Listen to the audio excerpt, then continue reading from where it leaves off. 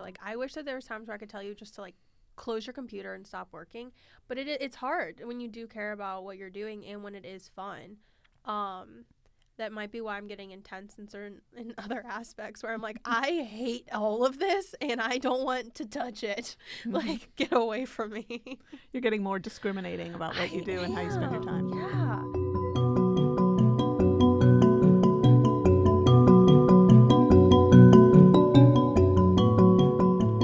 I've also become very, very protective over like the type of people I will deal with or I'll have interaction with, and that's a very new. That started happening around like 3 or 4 months ago. I'm a new person over here, apparently.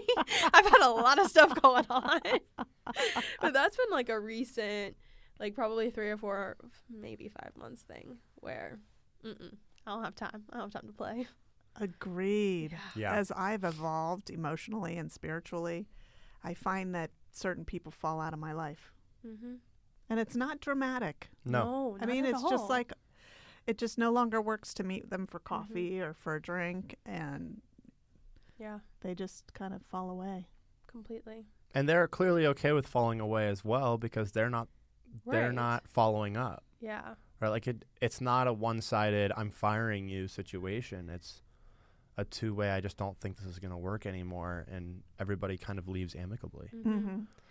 I've also noticed that the more I have become like super protective over like the stuff I'm listening to, the stuff I'm watching, what I'm reading, and who I'm interacting with, my like everything else that's happening in my life is just growing and becoming so much better. And I go back to like what my mom used to tell me in high school and college, you know, the 3 or 5 people that you're the closest with is exactly like how your life is going to be, or, you know, that saying. And I would roll my eyes and I'd be like, yeah, okay, Mom. It's so true. It is true. It is so true. All right, parents can be wise. Right?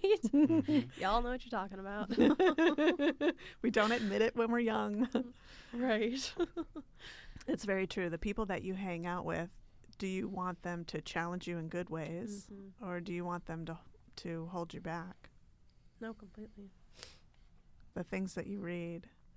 I have a friend who was telling me a story about an acquaintance that she hangs out with, and she said this woman is just, her life is all together, and yet she's angry all the time.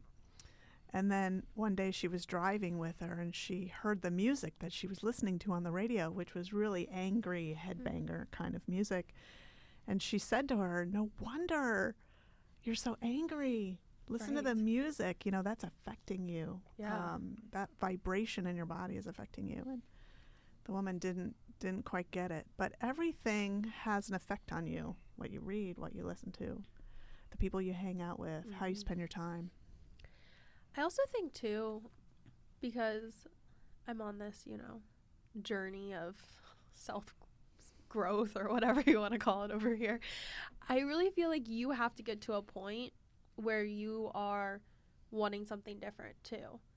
Like, you have to, when I was in my corporate job, I, like, loved everything about it for the first year, and then I did not want that anymore, and I had to, like, but I had to get to that point.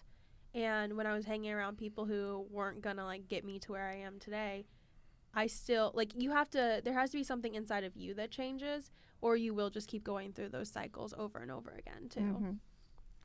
Yeah, absolutely.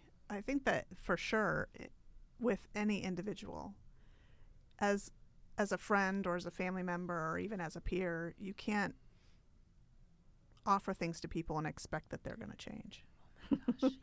People have to kind of walk into it themselves and be ready and ask you for questions, or, you know, ask you questions or ask for advice, or want to know, you know, hey, what drugs are you taking, or how is it that you're so happy? You know, when they come to you and they ask you what's happening in your life, I want a little bit of what you've got, then they're ready. But for you to offer it to them unsolicited never works. There's no brute force method. Nope. That's what we were talking. So Monday through Friday I'm doing daily Instagram lives, and with my old babysitter who lives in New Jersey, and that's what we were talking about last night. Was completely lost my train of thought. You were talking about last night with your babysitter. Oh, we were talking about influence and how when it's done in a mindful and like self-aware way, how powerful it is. And but we also brought up how you're never gonna like, no matter how amazing of like a salesperson you are, if that other person isn't ready to accept what you're saying, it's gonna mean nothing. It's gonna go nowhere. And I think that's why I sometimes have such a hard time with like,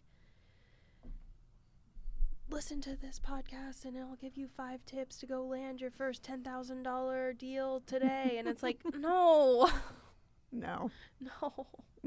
It's all about mindset and where you're at. Yeah, and I have a hard time when people come to me for advice about a third person. Hey, I'm experiencing this with a family member or a friend. What should I do? And so often my advice is something like you just have to watch it unfold.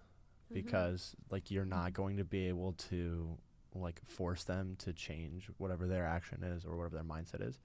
It's a very difficult conversation to explain to somebody who hasn't quite understood that there is no like forceful method and there is no sales pitch that'll get people to change. How to watch whatever action or thing is currently going on that you don't like and still accept them for who they are and love them for who they are.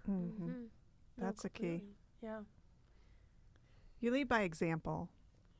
You know, you live a life that somebody else is going to want to emulate. And then when somebody's ready to emulate, then they will. And that's, I think, oftentimes how you begin is by copying somebody else who's doing it right. Right, yeah. And then you learn your own way. But it seems like it's a good beginning.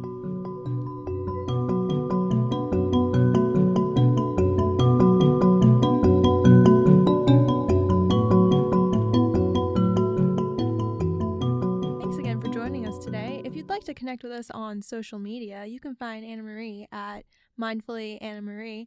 You can find myself at Emily VDW, and you can find Evan at _Evan Ryan. We'll talk to you next week.